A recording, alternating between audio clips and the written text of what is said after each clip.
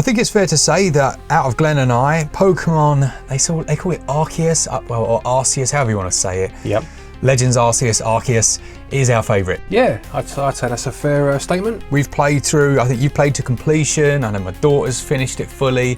I've still probably got a few bits and bobs to do, but it is an enjoyable game, and the direction that the others have gone in, maybe we would have preferred to at least see another one like this sooner. Yeah, with an upcoming sequel that seems to be changing track in some regards, I think that's unfortunate myself. So with that in mind, it'd be nice to see how this one runs on the Switch 2 without a dedicated patch, brute forcing it all the way to see, if it's a better experience. Brute Force, it's our middle name. How is it? Well, let's find out.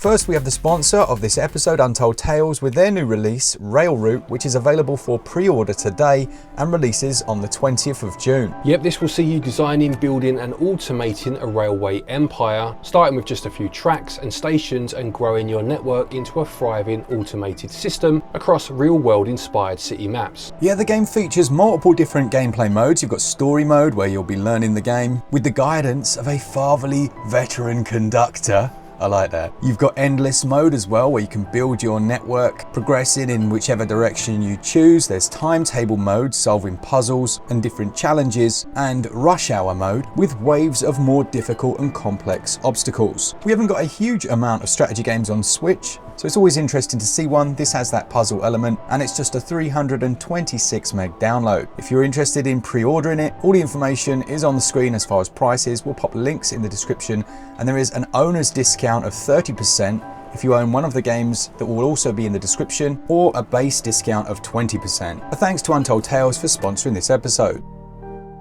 When Gamefreak initially released this one, it had some critiques about the visual style. Some people felt that the world itself was too empty. What were your thoughts? Personally, I really liked the direction they went. I liked the fact they went back in time to a period where you had like lush fields and less technology, or no technology really, as we would say it these days. And I did understand some of the critiques in terms of it being a bit empty and what have you, but I just felt that the fresh, almost like breath of fresh air that it blew through the series, I'd take it. I thought I'd take that over some of the criticisms levelled at it. Yeah, I agree. I agree with everything you said, really. I think the setting actually helped it feel fresh. Making it modern, it's like, okay, yeah, another town, another Poke Center, another this, another that. Exactly. And then there were these boss battle style events that happened, and then you kind of you took on the powers of that creature. It's been so long since I played it. Yeah, you had certain Pokemon that you almost became. Yes. And then you could traverse certain parts that you couldn't before. You could fly, you could swim, etc., etc. And the way that the battling was handled was slightly different. There was a risk-reward system of how aggressive you were, I seem to remember, and the way they played out, almost like in real time, albeit it was still turn-based, if that makes sense. And I did have some criticisms of that. I felt it was too easy to one-shot Pokemon or be one-shotted yourself, and I'd like to see that fixed in the sequel. But yeah, on the whole, I thought it was a really quite refreshing take on a series that had started to become stale. Now, the engine itself does use dynamic resolution scaling as mentioned, but those environments don't require a huge amount of processing power. However, you will see the very occasional drop in terms of the performance when running on the Switch 1. Yeah, the frame rate, so it ran at 30, and as you say, there were occasional drops. You could see the resolution drop at times. And I think the game's biggest strength was also its biggest weakness, because it was so out in the open, lots of fields, lots of trees. It did accentuate the blurriness at times with the grass, the tall grass, and you could see that popping with things like trees and mountains. You could, as well as that, you could see quite heavy aliasing, so the steps on the outsides of circular objects were very evident, and generally in the background you would see the same thing reflected in the leaves on trees. Yeah, you could see some jagged edges on character models as well, although I will say it was more a case of looking for those. Yeah. As opposed to them being very obvious. But on the whole, to be fair, it ran almost as well as it could, bearing in mind the restrictions upon it. Yeah, it did. The resolution was around about 900p, so not a huge difference really to if it's running at native. I think also, just quickly, it's important to differentiate between the technical aspects and artistic choice, because a lot of the criticisms were labelled at the style that it went for, and that's completely by the by, isn't it, in terms of what we're looking at now? Absolutely. So I've mentioned the resolution being around 900. In handheld, it did stick to its 720p much better. So if you were playing in handheld, it just looked crisper. So then I think it's probably a good time to jump over to the Switch 2 and see if it is this night and day difference.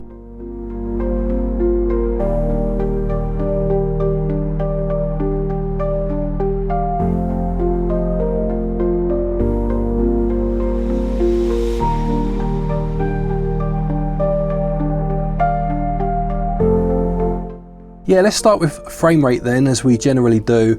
And as we said, it was only targeting 30 in the Switch 1 version anyway, with the occasional drop. Here, as you would expect, it's a straight 30. Yeah, there's no patch, as we've mentioned, so you cannot go above that. Although strangely, I have noticed now, over a number of titles where we've looked at frame rates, every now and then, it's almost like the Switch is trying to break out of its constraints. I've seen it like go up to 33, 32 and then kind of come back down again, but it never goes below. It just sticks with 30 all the time, and it does give it a smoother overall feel in conjunction with good frame pacing. Yeah, it certainly feels smoother. As we said, there weren't a huge amount of drops in the Switch 1 version, but if you were kind of twirling the camera at speed in those fields, you would notice it at times, and there's no such issue here.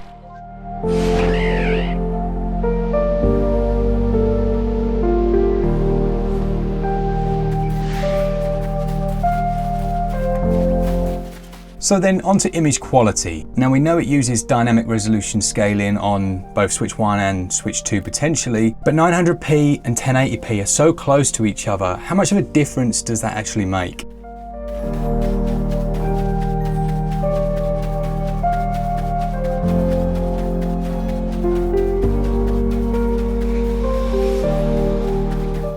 I would say the difference is noticeable but minimal, if that makes sense. Yeah, it really makes perfect sense.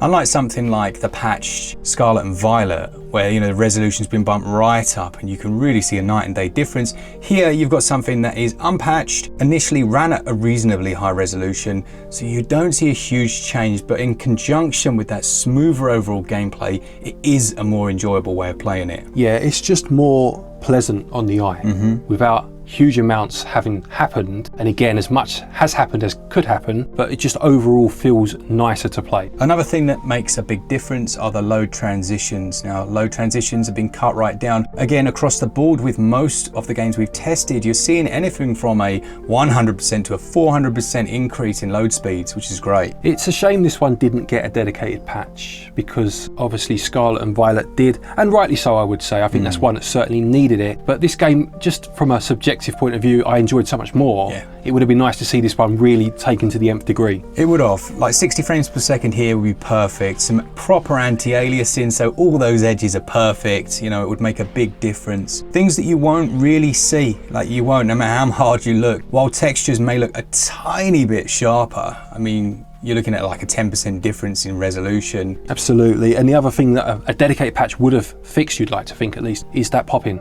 Yeah. Which is obviously still here, because there's no way it wouldn't have been. And it is an immersion breaker in a game such as this, where you're crawling or creeping through the trees trying to catch Pokemon, and before you know it, another tree's appeared out of nowhere. The same goes for shadow resolution and shadow draw distance as well. Those draw in very close to the player. That won't change without a patch. Now it's funny, isn't it? Because Gamefreak have just shown their latest effort on another platform.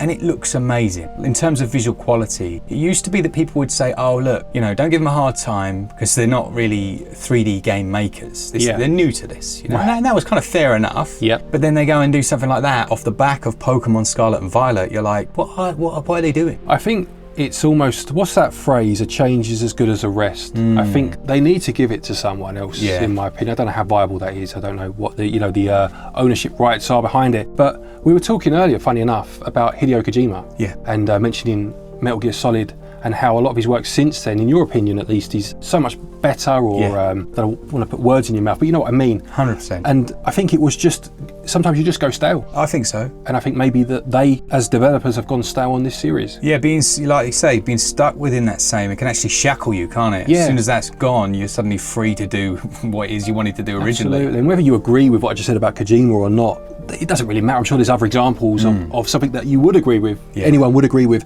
where just having it go in a new direction or having new people behind the helm leads to a better product. Completely agree, and Death Stranding 2 is out in a couple of weeks, so that'll be the end of my life. But as far as this one goes, visual quality, yes, slight improvement, 5 to 10% difference. If you can notice that with the naked eye, when it's moving, you're better than I am. However, the frame rate does make a difference, and in docked and handheld, it will be a more pleasant experience with quicker load times. So there we have it. That's Pokemon Arceus / Arceus, whichever one you want to go for. It's as good as it can be without a dedicated patch. Don't forget, if you're looking for eShop credit to pick this up or any other game, Switch 1 or Switch 2, you can use our website, switchup.gg, and get your eShop card. You get 5% off your purchase price back as cashback, and there are links down there to places such as PlayAsia. If you want to import any games, again, use our links and codes, you get yourself 5% off of your price from there. Thank you to our Patreons, our members, all of you that have left comments on our videos. For all things Switch related, all the time, keep it Switch Up. Cheers guys, see ya.